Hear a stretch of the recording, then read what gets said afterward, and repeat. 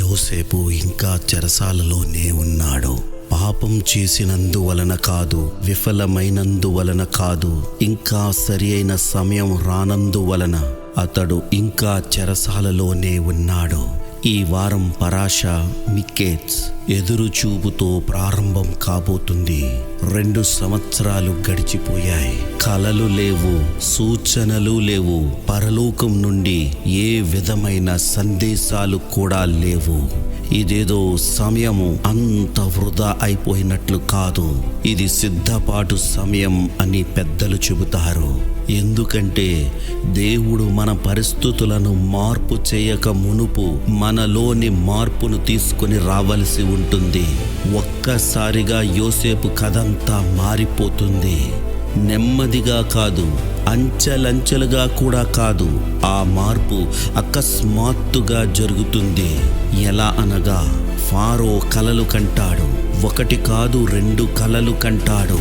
అవేవనగా, ఒక కలలో చూపునకు వికారమైన చిక్కిపోయిన ఆవులు చూపునకు అందమైన బలిసిన ఆవులను తినివేశెను. మరొక కలలో నిండైన పుష్టిగల 7 వెన్నులను పీల వెన్నులు మింగివేశెను. ఆ కలలు అతనిని మనస్సులో ఎంతో కలవరపెడుతున్నాయి. ఎందుకని కలవరపెడుతుంది? దానికి మిద్రాష్ ఇలా సమాధానమిస్తుంది. ఎందుకంటే ఈ కలలు కేవలం ఫారోకు సంబంధించినది కాదు, ఇది ప్రపంచానికే సంబంధించినది. ప్రపంచమంతా ప్రభావితం చేసే ప్రణాళిక పరలోకం సిద్ధం చేసినప్పుడు రాజులకు సహితము నిద్ర పట్టదు. ఫారో తన రాజ్య నిపులను పిలిపిస్తాడు. మాంత్రికులను, సలహాదారులను, జ్ఞానులను అందరినీ పిలిపిస్తాడు. అయితే ఎవ్వరు కూడా ఈ కలల యొక్క భావాన్ని తెలపలేకపోతారు. ఎందుకంటే జ్ఞానం అనేది అంతర్దృష్టితో సమానం కాదు. కలల యొక్క భావాన్ని తెలపడానికి కావలసింది జ్ఞానం కాదు, పరలోకంతో సంబంధం అని జోహార్ చెబుతుంది. సమయం వచ్చింది. ఇప్పుడు యోసేపు గుర్తుకు వస్తాడు. చెరసాలలో ఒక హేబ్రీ పడుచువాడు ఉన్నాడు అని పానదాయకుల అధిపతి చెబుతాడు. అతని మాటలను జాగ్రత్తగా గమనించండి. అతను యోసేపు పేరు చెప్పలేదు, జ్ఞానవంతుడు అని చెప్పలేదు, అతని వ్యక్తిత్వం గురించి కూడా చెప్పలేదు. కేవలం ఒక హేబ్రీ పడుచువాడు అని చెప్పాడు. ఎందుకంటే జీవితంలో నీ దశ నీ వైపుకు తిరిగి వచ్చినప్పుడు అది నీ ఘనతతో రాదు గాని నిశ్శబ్దంగా వస్తుంది. యోసేపు ఫారో ఎదుటకు తీసుకొని రాబడ్డాడు. నీవు కలల యొక్క భావాలను వివరించగలవని విన్నాను అని ఫారో చెబుతాడు. అయితే యోసేపు సమాధానం కేవలం ఒక్క మాటే అయినప్పటికీ చరిత్రనే మార్చిన సమాధానం అది. నా వలన కాదు, దేవుడే ఉత్తరమిచ్చును అని యోసేపు చెబుతాడు. ఆ క్షణం యోసేపు ఒక నాయకునిలాగా మాట్లాడుతాడు. ఎందుకంటే నేను అనే అహంకారం లేనప్పుడే నాయకత్వం అనేది ప్రారంభమవుతుంది.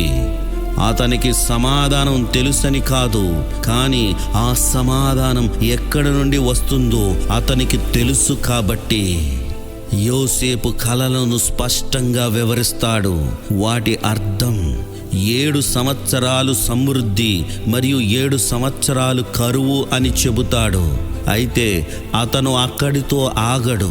ఆహారం ఎలా సమకూర్చాలో, దాన్ని ఎలా భద్రం చెయ్యాలో, కావలసిన సిద్ధపాటు ఎలా చెయ్యాలో లాంటి సలహాలను ఇస్తాడు.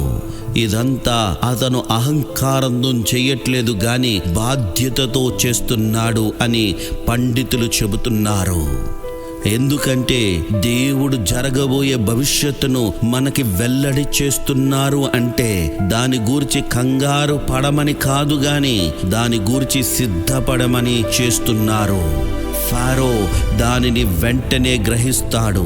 ఇతని వలె దేవుని ఆత్మగల మనుష్యుని కనుగొనగలమా అని ఫారో చెబుతాడు. అదే క్షణం యోసేపు ఒక్కసారిగా ఉన్నత స్థాయికి హెచ్చింపబడతాడు. ఇదేదో నెమ్మదిగా జరగలేదు, కానీ కేవలం కొన్ని క్షణాలలో జరిగిన సన్నివేశాలు ఇవి. ఖైదీ నుండి అధికారిగా, సేవకుని నుండి ఐగుప్తు అంతటి పైన అధిపతిగా అతను మారుతాడు. ఇది అదృష్టం వలన జరిగినది కాదు, రాజకీయ పన్నాగం వలన జరిగినది కాదు. అతడు దానికి సిద్ధపడ్డాడు కాబట్టి అది జరిగింది. అయితే ఒక దాసుని నుండి అధికారిగా అతడు అంత వేగంగా ఎలా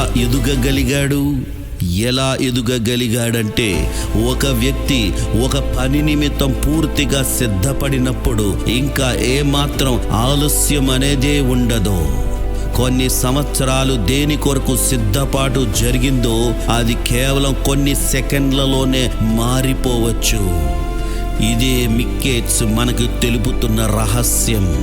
యోసేపు యొక్క ఉన్నతీకరణ కొన్ని క్షణాలలో జరిగుండవచ్చు, కానీ దాని కొరకై ఆయన సిద్ధపాటు చాలా సుదీర్ఘమైనది. కొన్ని సంవత్సరాల పాటు నమ్మక ద్రోహం, కొన్ని సంవత్సరాల పాటు క్రమశిక్షణ, కొన్ని సంవత్సరాల పాటు యథార్థత అతనిని పరీక్షిస్తూనే వచ్చింది. యోసేపు రాజ్యాధికారిగా మారి ఉండవచ్చు, కానీ అతని అంతరంగంలో ఏమై ఉన్నాడో అది మాత్రం మారలేదు.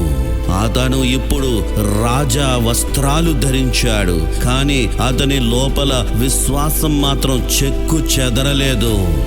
అతను ఐగుప్తునే నియంత్రిస్తున్నాడు, కానీ దేవునికి మాత్రం సేవకునిగా ఉన్నాడు. ఇదే యోసేపు యొక్క గొప్పతనం. అప్పుడు కరువు ప్రారంభమైంది. ప్రపంచ నలుమూలల నుండి జనం ఐగుప్తునకు వస్తున్నారిప్పుడు. యోసేపు ఇక ఎన్నటికీ చూడలేను అని అనుకున్న తన అన్నలు కూడా ఇప్పుడు వచ్చారు. వారు అతనికి సాగిలపడ్డారు. యోసేపు యొక్క కలలు నిజం అవ్వడం ప్రారంభించాయి. కానీ యోసేపు తన అన్నలకు తనను వెల్లడి చేసుకోలేదు. ఎందుకంటే యోసేపు ప్రతీకారాన్ని కోరుకోవడం లేదు, అతను సమాధానాన్ని కోరుకుంటున్నాడు. అతను తన అన్నలు మార్పు చెందారా లేదా, వారి బాధ్యత నేర్చుకున్నారా లేదా అని తెలుసుకోవాలనుకుంటున్నాడు. ఎందుకంటే వారిలో ఏ మార్పు లేకుండా తిరిగి కలుసుకొనుట వలన ఎలాంటి ప్రయోజనం లేదు. ఇదే ఈ వారం పరాష నుండి మనం నేర్చుకోగలుగుతున్నాం. వేచి ఉండడం శిక్ష కాదు, నిశ్శబ్దం అంటే విడువబడుట కాదు, ఆలస్యం అవుతుంది అంటే తిరస్కరింపబడుట కానే కాదు. కొన్నిసార్లు దేవుడు వద్దు అనరు, అప్పుడే వద్దు అని అంటారు. ఎందుకంటే దేవుడు నిన్ను ఏ స్థాయికి తీసుకొని వెళ్ళాలి అనుకుంటున్నారో దానికి నువ్వు సిద్ధపడినంత వరకు ఆయన వేచి ఉంటాడు. యోసేపు కొన్ని సంవత్సరాల పాటు అంధకారములో ఎదురు చూశాడు. అయితే అతడు ఒక్క రోజులోనే చాలా పైకి ఎదిగిపోయాడు. అతను మరువబడ్డాడు, కానీ పరలోకము చేత విడువబడలేదు. చెరసాల అతడు చేరవలసిన గమ్యానికి ఆటంకంగా మారలేదు, కానీ అక్కడికే అతనిని చేర్చింది. ప్రియ సహోదరుడా, సహోదరి, ఇప్పుడు మన కథ. జీవితంలో నీవు ఆగిపోయావా? ఆలస్యం అవుతున్నట్టు అనిపిస్తుందా? యోసేపును గుర్తు చేసుకో.